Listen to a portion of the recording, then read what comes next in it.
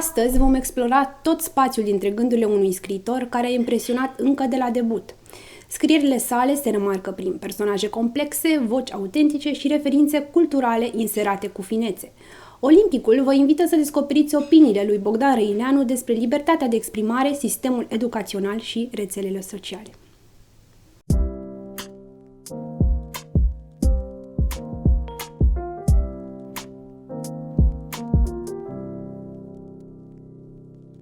Libertatea de exprimare, cred că n-ar trebui să încarce zona asta de respect. Adică, pentru mine e important să poți să te exprimi așa cum îți place, chiar dacă unii, nu știu, preferă un limbaj mai frust sau mai bolovănos, dacă asta îi reprezintă, pentru că modul în care se exprimă cumva are legătură și cu personalitatea lor și cred că e bine să lași oamenilor libertatea asta de a-și exprima propria personalitate.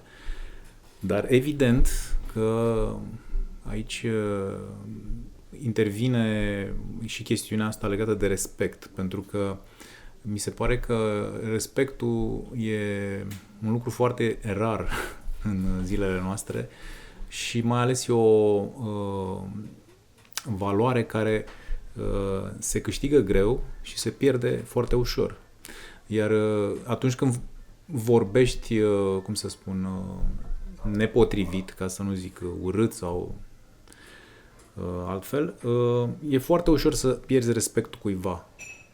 Da, din cauza acestui limbaj pe care îl folosești. Și cred că e o problemă la un anumit nivel al generațiilor tinere, cred că dintotdeauna a fost chestiunea asta cu libertatea de exprimare, pentru că atunci se dezvoltă personalitatea oamenilor în anii ăștia de adolescență, când devin foarte vii și sălbatici în același timp. E perioada asta din viață care cred că seamănă cu o luptă și eu unul sunt surprins că am supraviețuit propriei mele adolescențe și că am ieșit așa cum am ieșit din ea și aici voiam să ajung că ești tentat să spargi barierele, să mergi mai departe, să provoci lucrurile și asta o faci și prin limbaj. Adică asta cred că se întâmplă și e bine să ai în minte ca tânăr, adolescent, să zicem, că respectul se poate pierde foarte ușor atunci când spui ceva, pentru că o vorbă spusă e foarte greu să o retragi și să o bagi la loc în minte, din locul din care a ieșit ea, ea rămâne spusă. Evident, poți să-ți ceri scuze sau să repari cumva, făcând un gest, să repari vorba pe care ai spus-o, dar e foarte greu să recuperezi respectul pe care îl pierzi atunci.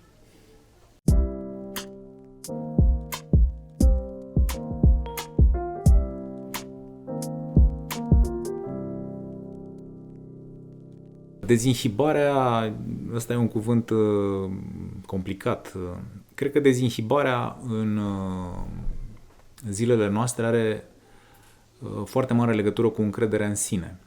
Și generațiile care vin din urmă, adică tinerii cu care am fost în contact, nu duc lipsă de încredere asta în sine. Din contră, am observat că au foarte mare încredere în ei și asta vine cumva, e alimentată de modul în care au fost educați și acasă și la școală și cred că părinții și profesorii au un rol foarte important în această dezinhibare. Evident, ea poate să vină la fel ca în cazul libertății de exprimare, să depășească niște bariere, adică să fii prea dezinhibat, să zicem. Și, mă rog, trebuie să îți impui niște limite. Întotdeauna e bine să existe niște limite, pentru că doar în felul ăsta putem să funcționăm în societate, că nu suntem singuri. În general, relaționăm cu ceilalți, cu oamenii din jur, că sunt mai bătrâni, sunt mai puțin educați sau mai mult mai bine educați decât noi, trebuie să realizăm niște conexiuni și să avem niște relații cu oamenii ăștia și pentru asta există limitele, ca să putem să funcționăm împreună. Iar dezinhibarea, da, cred că este foarte folositoare pentru, iarăși pentru transformarea asta din copil în adult a tinerilor și ea cred că e posibilă doar atunci când ai o încredere în tine suficient de bine dezvoltată.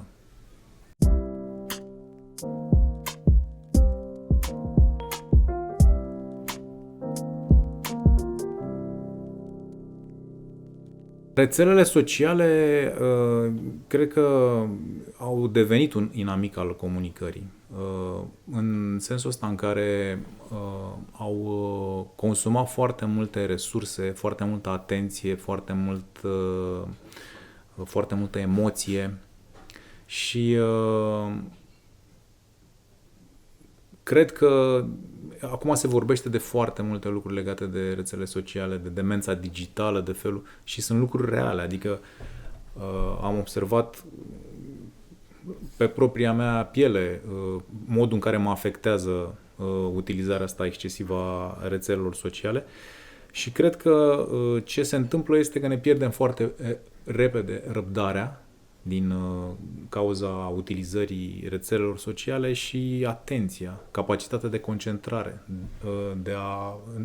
capacitatea de a înțelege niște lucruri și evident că consumul ăsta rapid de informație pe care îl aduc rețelele sociale vine cu un soi de adicție, dopamina asta care apare instantaneu în momentul în care primești o informație rapid și treci la următoarea, dai scroll sau pur și simplu vezi următorul filmuleț din calupul de pe TikTok.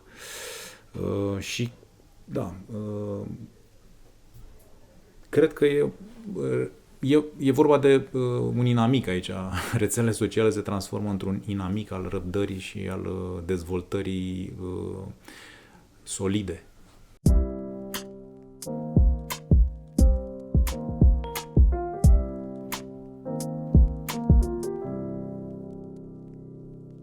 Inițial au fost foarte utile comentariile la articole și eu am o platformă de promovare a prozei scurte, care se numește Cod de Poveste, pe care inițial puteam să postez povestiri și să las liber la comentarii. Nu am făcut chestia asta, dar am promovat povestirile care apăreau acolo săptămânal pe rețelele de socializare și acolo cred că pot să închis de fapt și acolo comentariile, dar nu le-am închis. Și am fost surprins să descoper că se poate dezlănțui foarte ușor un jihad de ăsta de opinie, în care unul zice ceva, altul zice altceva și să tot încrâncenează oamenii pe diverse subiecte care sunt cumva lipsite de importanță, adică cu toții își dau cu părerea în social media. Și acum văd că nu mi se mai pare atât de utile secțiunea asta de comentarii de la orice tip de articol, că el de pe un site sau din social media, poate ajunge doar, nu știu, la nivelul de cancan, ca interes sau importanță, ca nivel de informare, nu cred că are vreun rol. Dar, pe de altă parte, calitatea articolelor sau a informațiilor pe care cineva vrea să le publice, nu cred că stă și nu e influențată de interacțiunea asta pe care o au oamenii între ei în comentarii. Asta este, practic, un soi de subsol în care oamenii se manifestă, unii mai sălbatic, alții mai creativi sau mai înțelept, nu știu, fiecare după cum a fost, ce pornire are și cum a fost educat.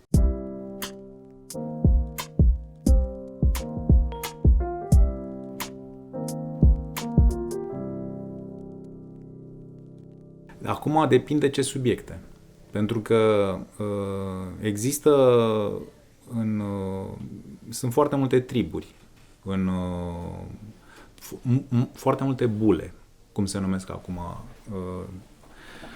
triburile astea, în care oamenii cu aceleași păreri cumva se aderă la zonele astea de, să zicem, opinie. Și uneori se produce un soi de talibanizare, ca să zic așa. Apar niște extremiști care iau pur și simplu, e ca la focus grupuri. Apare un personaj care preia inițiativa și restul îl urmează, restul lumii îl urmează. La fel și în discuțiile astea care devin crâncene între bule sau grupuri diferite. Spre exemplu, nu știu, țin minte că a fost o discuție legată de o terasă din București unde veneau cu copii și copiii făceau praf. Și erau părinții versus cei care veneau acolo să-și bea berea și să mănânce prânzul și nu vreau să fie deranjați de copii. Și s-a creat un conflict de ăsta de 2 zile, un război de 2 zile pe rețele de socializare între aceste 2 grupuri. Comentarii peste comentarii la o singură postare în care se discuta, restaurantul respectiv își cerea scuze sau ceva de genul ăsta, spunea că nu mai acceptăm copiii sau, în fine, nu mai știu care era rezoluția restaurantului. Dar cele 2 grupări s-au ciocnit vreme de 2 zile până totul a ajuns într-un derizoriu. Da, și cred că asta se întâmplă când ai de-a face cu grupuri diferite, cu păreri diferite. Și, cum spuneam la început, e important și tipul de subiect, pentru că sunt subiecte contemporane foarte arzătoare, la modă. Unele sunt importante, altele sunt fals importante. Sau unele chiar vorbesc despre niște nevoi foarte importante în societate, altele subiecte de discuție pur și simplu sunt aruncate și inflamează foarte mult opinia publică și grupurile astea care se tot latră unii pe alții. Dar, spre exemplu, feminismul, discuția despre drepturile femeilor sau drepturile, egalitatea de șanse sau drepturile minorităților, și aici sunt niște discuții care se poartă în social media și există grupuri de extremiști, grupuri de moderați sau oameni care pur și simplu au o părere cât de cât obiectivă. Sau ceilalți care sunt anti, nu știu, misogini, rasiști și așa mai departe, extremiști ăștia care... Deci există extremiști de ambele părți și, evident, în momentul ăsta când apare o temă de genul ăsta în social media, se încing foarte tare spiritele. Cred că sunt utile discuțiile astea, dar păstrate într-un context civilizat, iarăși. Libertatea asta de exprimare are chiar și la adulți, că, în general, adulții declanșează genul ăsta de dispute sângeroase, în ghilimele, pe social media. Și unii nu controlează prea bine modul în care o fac.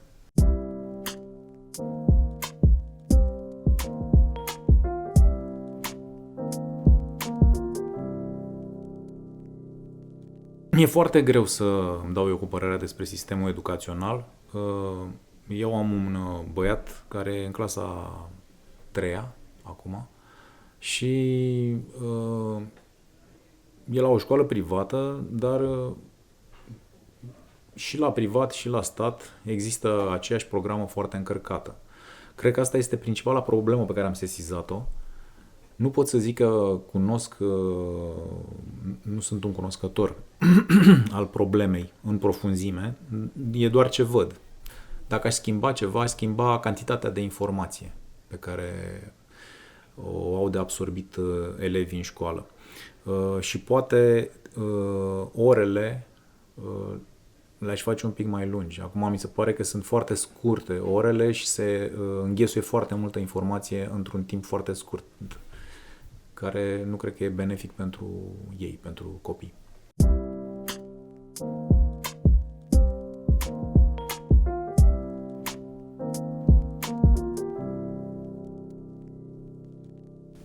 Cum îi facem pe copii să citească? Asta este o chestiune foarte sensibilă și dificilă în același timp.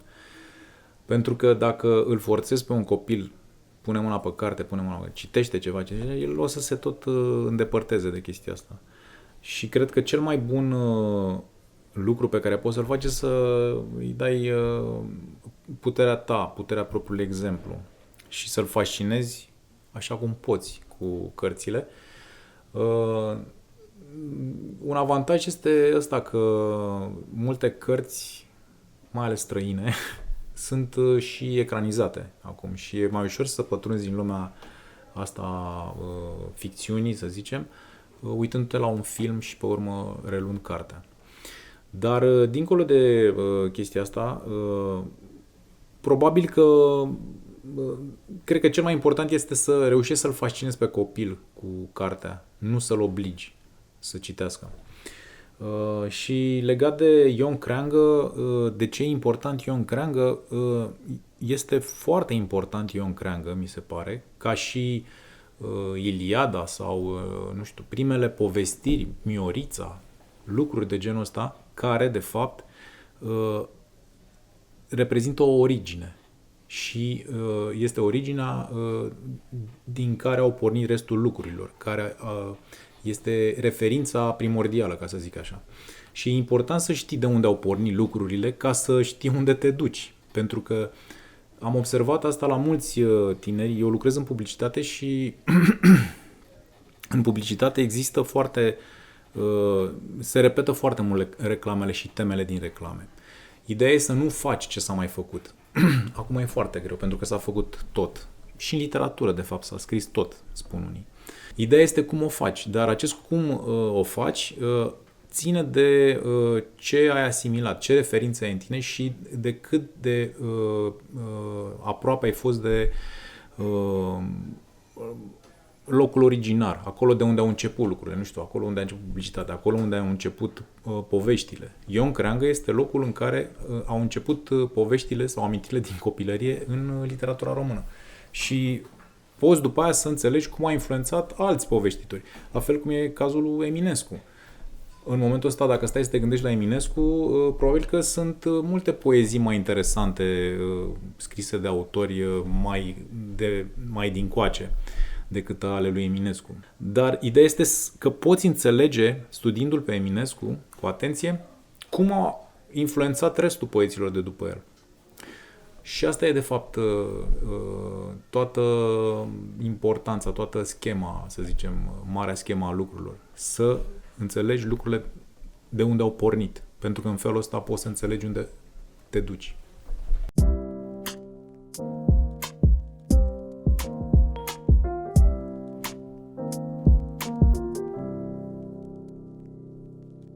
Eu cred că e o bătălie a multora asupra timpului pe care îl au copiii și adolescenții în zilele noastre.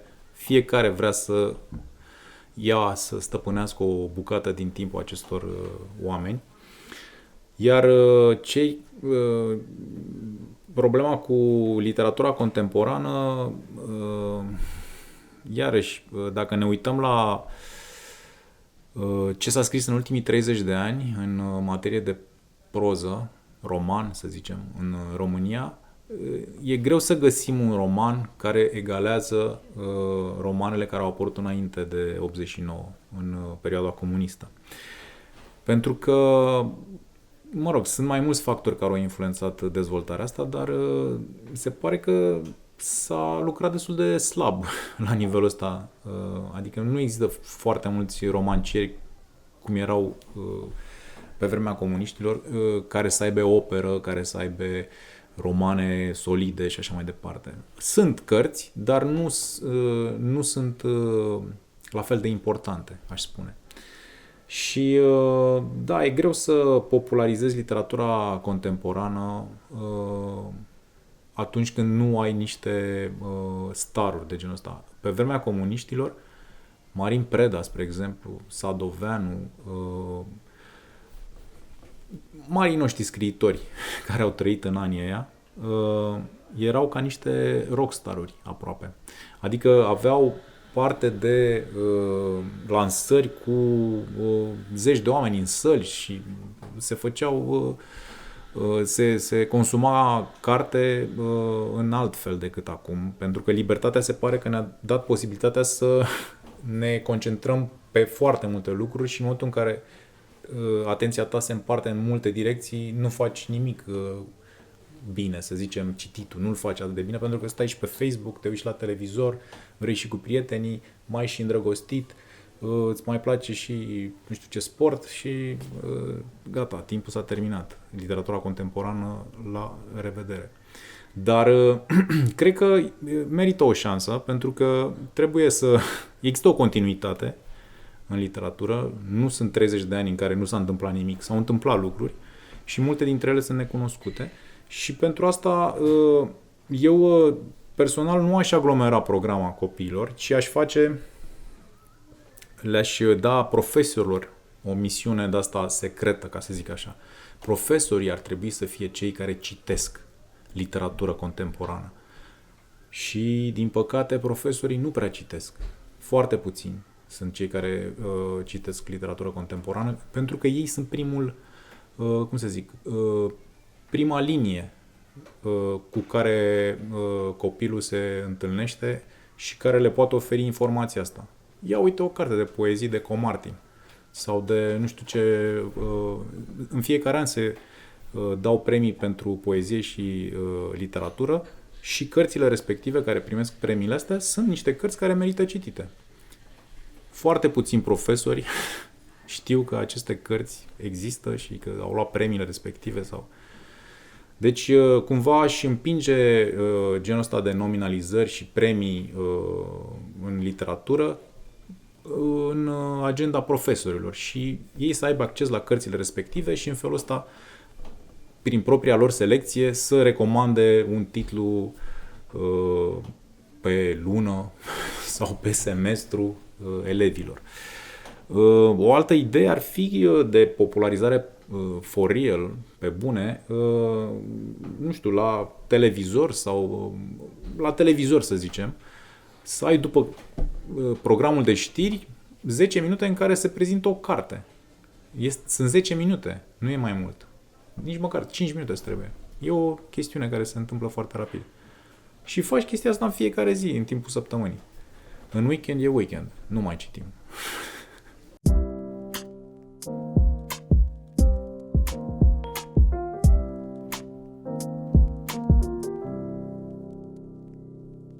Cred că mai degrabă un sociolog ar trebui să zică, sau nu știu, un cercetător care...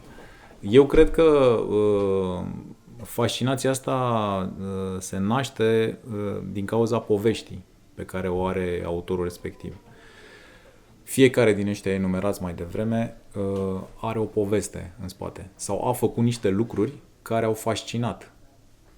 Marin Preda a venit de la sat singur și s-a luptat, a scris, a dormit prin tot felul de locuri și până la urmă a răzbit. A devenit un mare scriitor, un mare romancier. Hemingway la fel, a luptat în războaie, s-a bătut, a făcut box ca să câștige bani sau s-a luptat cu tauri, nu știu.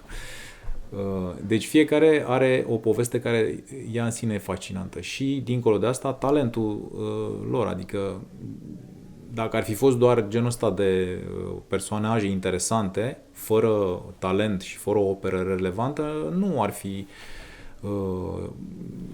creat fascinație. Adică, evident, cred că legat de autori, mai multă fascinație se construiește în jurul operei decât în jurul vieților. Sunt mulți despre care nu știm cum au trăit, ce au făcut și așa mai departe, cum au murit, în ce condiții au trăit. Dar știm mai degrabă opera lor și de asta zic că talentul e important, pentru că de acolo izvorăște opera pe care au lăsat-o. În zilele noastre nu pot să zic, nu știu, nu-mi vin în minte superstaruri în afară de creatoarea lui Harry Potter și încă vreo 2-3, nu știu, ăsta, Stephen King, dar ăsta deja e bătrân. Nu pot să zic că sunt tineri, era, nu știu, Frederic Beigbeder, care părea foarte promițător, dar cred că, și-a epuizat flamboiantul și a intrat într-un cont de umbră. În România nu, în afară de Cărtărescu, care are deja un istoric și reprezintă succesul literaturii române în afara țării, asta aș zice. Nu-mi dau seama ce autori pot să creeze genul ăsta de fascinație decât prin operă.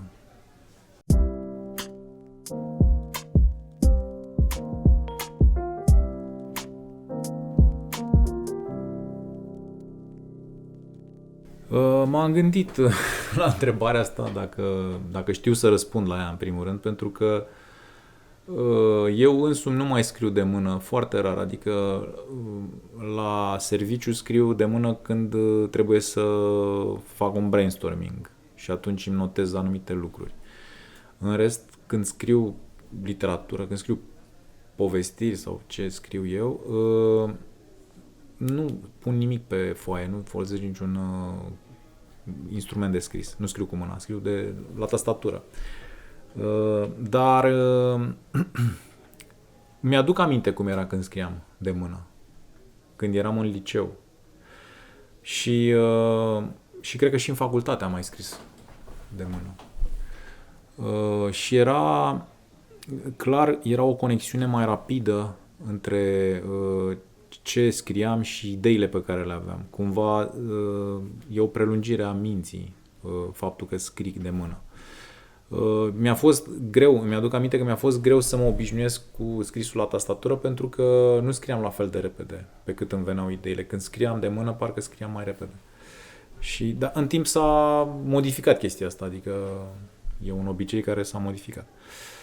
Dar cred că la ce e util scrisul de mână, mi se pare că da, îți hrănește creativitatea, poți să începi să mâzgălești, pur și simplu, când nu știi ce să faci, când te plictisești. Când te plictisești și ești la tastatură, pur și simplu te-ai blocat, nu mai știi ce să scrii și nu te-a pus să mâzgălești pe ecran litere. Cred că scrisul de mână te ajuta creativitatea și dezvoltarea creativității, pentru că îți permite să mâzgălești atunci când ai blocaje, spre exemplu, sau când pur și simplu te plictisești. Și asta nu poți să o faci la tastatură. Iar mie mi se pare că plictiseala este una dintre cele mai importante lucruri pe care poți să le faci ca scriitor, cel puțin, dar și ca ființă umană, pentru că în momentul în care te plictisești, treci peste un timp în care, da, e critic, nu-ți dai seama ce faci, ce-ți place, ce nu știu ce, dar la final te îndrepți cu atenția și cu tot ce vrei tu să faci către lucruri care îți place. Și în felul ăsta, pentru tineri, cred că e mai important să se plictisească, să trăiască o oarecare plictiseală, decât să stea cu ochii în tablete sau în televizor, pentru că în modul ăsta își dau seama, pot afla mai ușor ce le place să facă. Te plictisești și după aia, ok, vreau să mă joc fotbal de fapt, sau vreau să mă întâlnesc cu prietenii, sau vreau să pictez, sau să, nu știu. Îți dai seama mai ușor atunci când treci prin plictiseală, prin starea asta de plictiseală, ce vrei să faci sau unde vrei să ajungi.